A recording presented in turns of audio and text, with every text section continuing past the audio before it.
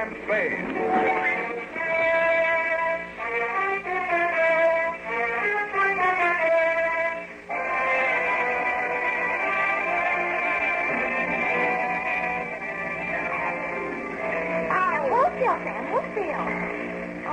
On the wrong eye. Or have I? They're both of them. Oh, I get so angry sometimes. You go dancing on a hill like a schoolboy on the slightest provocation, and 1 hour later, just 1 hour, you come back with a broken head and a black eye and clothes torn all to pieces. Face like a wet geranium. Hold still. Then, how do you feel, Sam? How is it? Is it too tight? What did you say?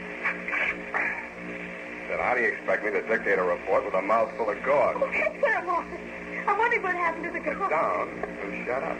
Sam, I didn't mean anything. I just meant it for your own good. Pick up your pencil, Effie. No, not the scissors. Oh, I'm sorry, Sam. I'm sorry. Two Patrolman Aloysius, FX Clancy, 3rd Precinct Station. Sam, the officer Clancy? That's right. The nice fat policeman that walks up and down our street? The same, Effie, Michael He Lane. brings me candy, you want to know. Down, Effie. From Samuel Spade, license number 137596, subject the 1 hour caper, Dear Clancy. Yes. In case you were aware of it, and I think you were, Clancy, this afternoon in San Francisco was warm, quiet, and dull. I was sitting in my underwear in front of the open window of my office, reading the news of the blizzard back east. I was not employed by the Chamber of Commerce to do this. My secretary had merely taken my suit downstairs to get it pressed. It began as the clock on the Church of Dismas Cathedral around the corner was hammering out the hour of 4. Yeah? Mr. Spade, this is Hank Page. Page's printer right across the street. We printed some cards for you, remember? Oh, yes, Hank. I was about to call you. My secretary is just making out the check. Oh, forget that bill, Sam. I need your help. Well, drop in tomorrow. I'll be glad to talk to you. Tomorrow may be too late. I'd rather not be seen coming to your office. How about the saloon downstairs in your building, say, 5 minutes? Well, if it's important, Hank. Well, I don't know. I got something here. I want you to look at it. If it's what I think it is, it's important. I gotta hang up now. See you in 5 minutes.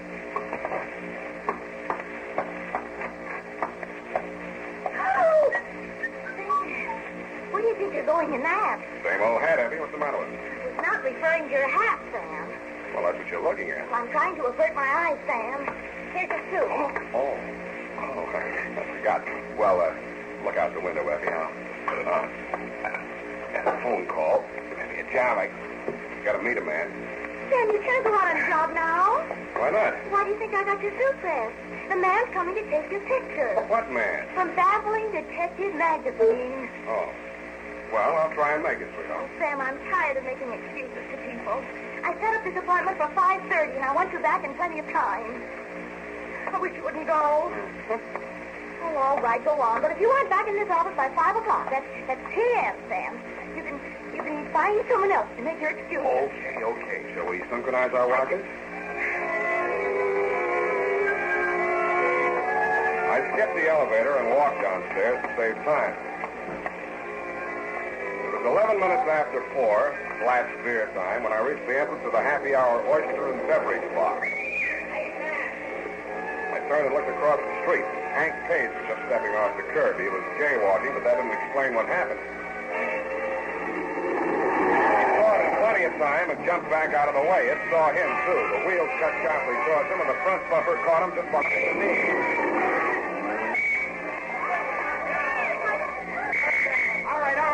Keep moving there. Keep moving. Come on. Back on the sidewalk. Come on now. We'll take care of it. Damn, yeah, Hank. Leave him be, Mr. Spade. Leave him be. I've got to get it fixed. Come on, get these people back. This man's hurt bad. Give him some air. Better not try to talk, Hank. Here. This is it. Cigarette case. Hey, wait a minute. What was that? What's what, Clancy? Well, he gave you something there. A gold cigarette case. I seen him. Oh, you must be mistaken, Clancy. Hank, can you talk anymore? Cigarette case. Yeah. Find out. Gotta find out. My wife. Yeah, what about your wife? I can't.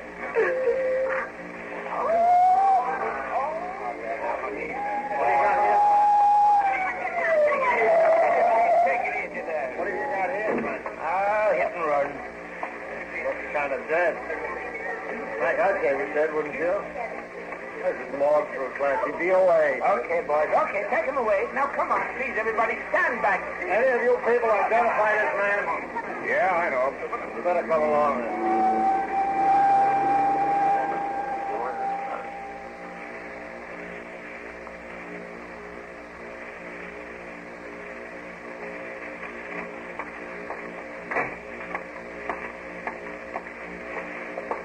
Oh, hello, Sam. Hello, Maxie. Hank Spade. Oh, yeah, just came in. 2 seconds. Hi, Pete. Yeah. No, she better not look at him now. He's in no condition. Oh, sure. Sure, you can give her the money as any effect. Yeah. Well, hey, it's Mrs. Spade. She didn't lose any time. Like to meet her, Sam? Yeah, Maxie, I would. You know, Lippy says she's going to look nice in time. That's so. Spade? What? I knew your husband slightly. My name is Sam Spade. Oh, yes. The detective, he said he was going to see you. Did he? Not quite. You happen to know what he wanted to see me about? Yes, he found something, a cigarette case. He couldn't tell me what it meant, but he seemed very worried about it. He told me that if anything happened to him, I should claim his belongings right away. See, here they are. His watch, his wallet, elk pin, school ring, cigar cutter, the old cigarette case. Oh, no, please, Mrs. Page. I've got the cigarette case here. You've got it. How did you? Oh, he gave it to me just after the accident. I expect he was trying to tell me to give it to you.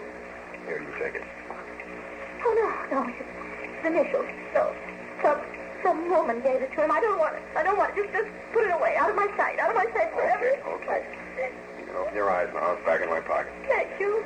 Thank you. Now, let's talk, Mrs. Spade. What was on your husband's mind? Well, I don't know. He wasn't very well. Heart trouble, nothing terribly serious, but he'd get these little spells and he had to stay home from work, sometimes a week or 10 days. But Mr. Soule, the foreman at the print shop, would look after things, you know.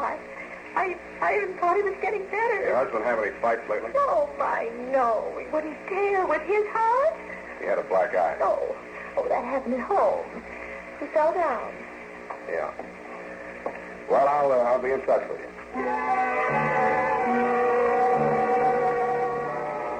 Outside, the fog was rolling in.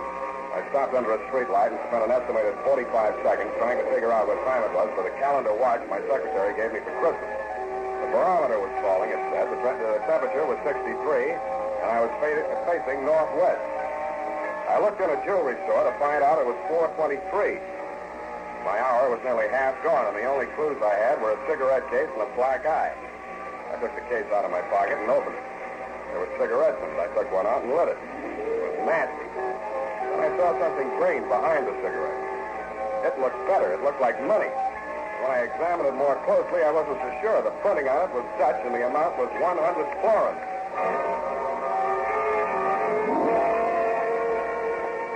The banks were closed, but it only cost me 2 nickels and a paid telephone to find out where to take it.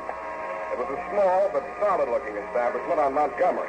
The gold lettering on the plate glass window said Van Pelden Meisner, commercial agent, Amsterdam, New York, San Francisco, Macassar, and Curacao. Gentlemen here? I want to see Mr. Meisner. There is no Mr. Meisner. There's only Van Pelt, and I'm Hendrik Van Pelt. I'm so sorry. Oh, don't see it like that. Maybe you can help me. What can I do with you? Well, somebody paid me off for a job in Dutch money. I want to know how much it's worth. Oh, this better than Meisner, I know. The value of money. Show me, please. Maybe you'd like a cigarette, too. They're Dutch. Please. My brand, Sumatra Queen. Thanks. Oh, good. You like good, Sumatra Queen. No, the money. 100 florins. High under the light, look.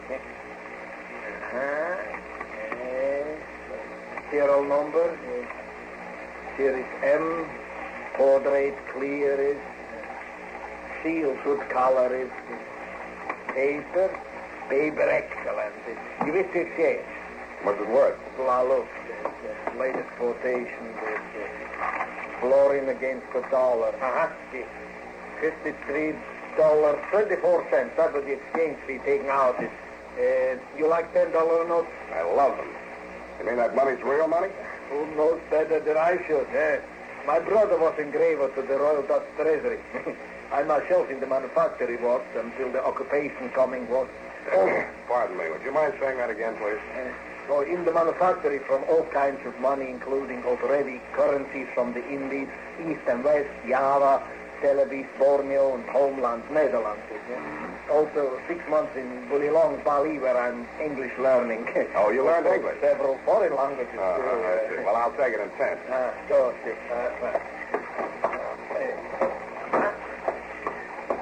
10, 20, 30, 40, 50, 1, 2, 3, is that 10 cents and 20 cents, 3 cents. Danke.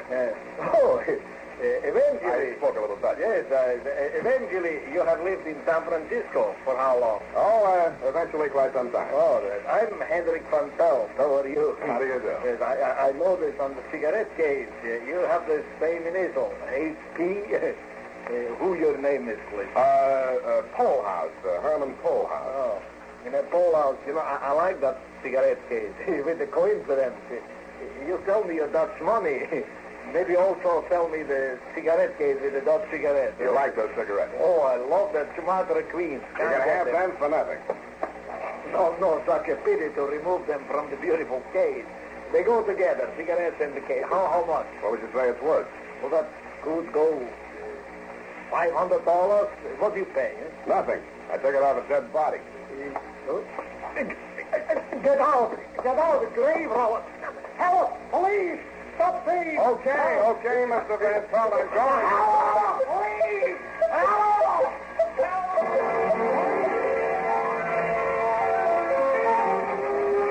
I ran, did not walk to the only exit. A squad of bank cops thundered past me, followed by half a dozen city dicks and some firmsmen who confused Van Pelt's burglar alarm with that of the bank next door. Nobody paid me any mind until I reached Third Street. I was just crossing when I saw it the second time. It was the same car that had run down Hank Page. I strained my eyes against the headlights. I couldn't make out the man behind the wheel, but I got the license plate before it happened. I felt it before I heard it. It hit my chest like a sledgehammer. The last thing I heard was the footsteps of a heavy man pounding toward me. The clock on the Church of Business of Peace was chiming the half hour.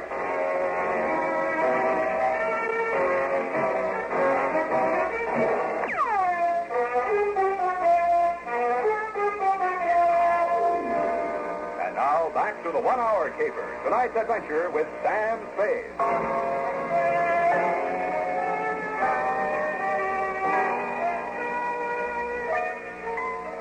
I'd started the caper with 2 clues, a cigarette case and a black eye on a dead man. When I woke up in the alley, I didn't have the cigarette case. Instead, I had 2 black eyes. One of them was on me. Strangely enough, I was alive. I reached inside my shirt to examine the bullet hole over my heart. There was nothing there but a bruise. I wondered what had been in that gold cigarette case besides gold and Dutch cigarettes. The slug had come at me hard enough to knock me down and out, but the case in my inside pocket had stopped it. I limped to the nearest phone booth and phoned Tuttle in the traffic division. The plates on the hit-and-run car were registered to one Hendrik Van Pelt.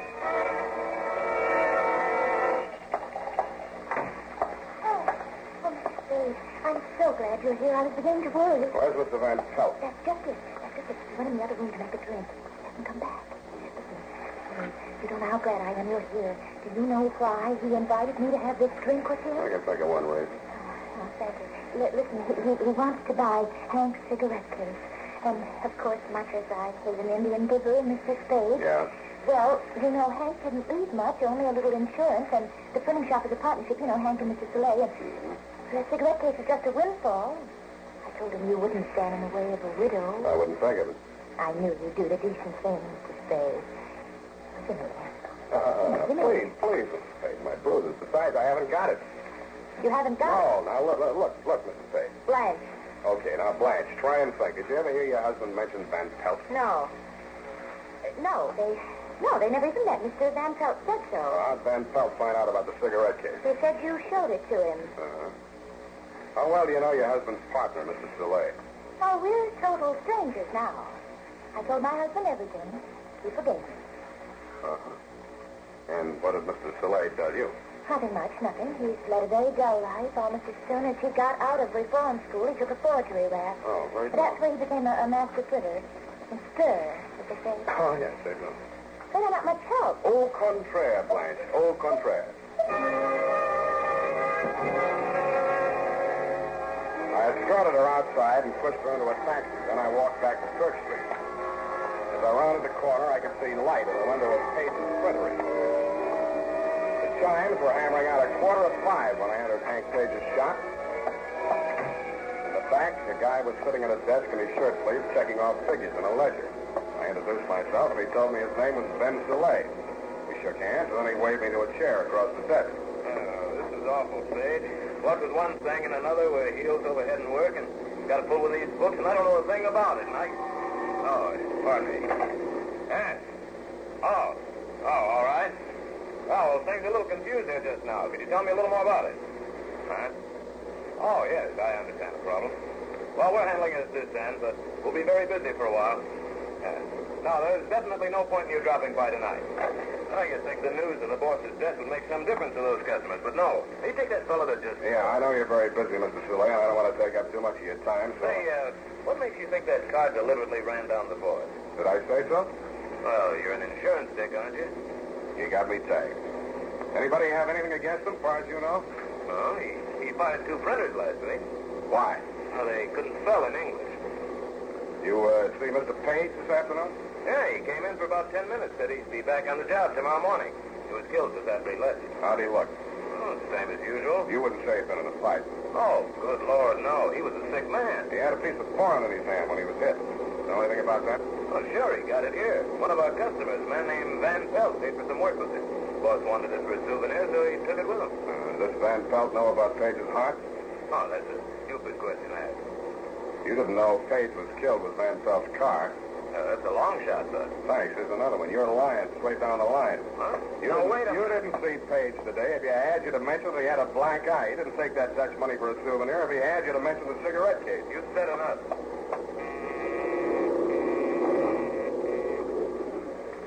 What are you doing? Shutting down for the night? You'll find out. Put your hands on top of the desk. I slipped the muzzle of my gun. I've been holding it in my lap for 3 minutes, far enough over the edge of the desk for Ben Soleil to see it. He did what I told him to. The press room door was directly behind him, and I knew his body would screen my gun from the view of anybody that might come through it in response to the signal he started. I didn't have long to wait. 3 men, black with ink, came to the door and threw it into the little office. I strolled in, careless and casual. What's up, Ben? You got ice in your head? Huh? What's this? Stop right there. Stopped as if they'd all been mounted on the same pair of legs, but I didn't like my position at all. If these men decided to jump me, I could down just one of them before the other 3 were on me. I knew it, and they knew it. Then I felt some fresh air on the back of my neck as the street door opened behind me. Soleil, what is it? Is it a holdup? It's me, Blanche Spade. Get out of here, quick. Find a cop and bring him back here. Will you do that? Sure I will. You can count on me. Soleil's mouth opened in a broad grin. I didn't need any more warning than that. I threw myself sideways, but I wasn't quick enough. The blow I got from behind with Blanche's lady's handbag type persuader didn't hit me full on, but I got enough of it to fold up my legs as if the knees were hinged with paper, and I slammed into a heap on the floor. Something dark crashed towards me. I caught it with both hands. I had a foot kicking at my face. I wrung it the way a child wrings out a mop. I was dimly aware that my feet were under me again. Some squirming thing was on my back, and a hot, damp object like a hand was across my face. I put my teeth into it, my head back as far as it would go. Maybe it smashed into the place it was meant for. I don't know. Anyway, the squirming thing was no longer on my back, and suddenly I could see again. I saw a brass cuspidor 6 inches or so in front of my eyes.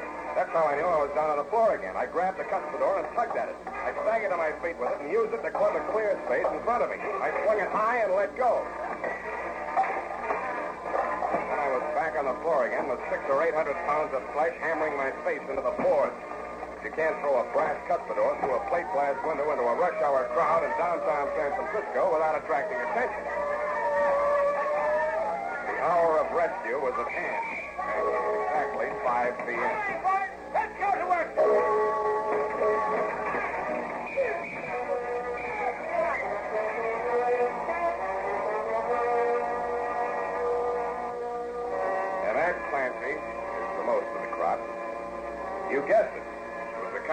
caper with variations. The returns are not all in yet, but I think when the feds pick up Van Pelt, they'll find he was telling the truth when he said he was working in the Dutch government printing office in Amsterdam at the time of the Nazi occupation. He probably bought his way out of the country with the same kind of money he and Soleil were printing here, genuine Dutch florins printed from the original plates. Being a skilled metal worker, he designed a gold cigarette case into which those plates would fit with uncanny accuracy. The crowning touch was the way in which he concealed them from view. He filled the case with an odious brand of Dutch cigarettes, which only fools or criminals could possibly smoke. It was the safest hiding place in the world. So clever was it, now get this fancy boy, that even I, Sam Spade detective, never suspected the presence of base metal until it stopped that slug Van Pelt threw at me in the alley.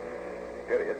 End of report. Oh, Sam, to think you went through all that just to keep your promise to me. Yes, Effie, but what hurts even more than these wounds is the thought that you doubted my word. Oh, I didn't say that, Sam. I only inferred that you had no sense of time. Yes? Well, I guess you've changed your mind about that, eh? No, I haven't, Sam.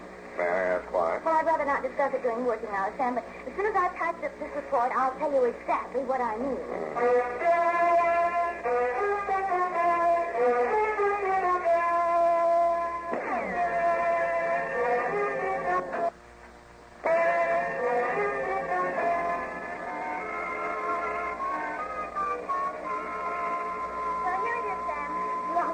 So I just hand it to him on the way to the streetcar. Save the stamp app. What else? Oh, hi, Sam. You won't be needing me anymore. Sit down.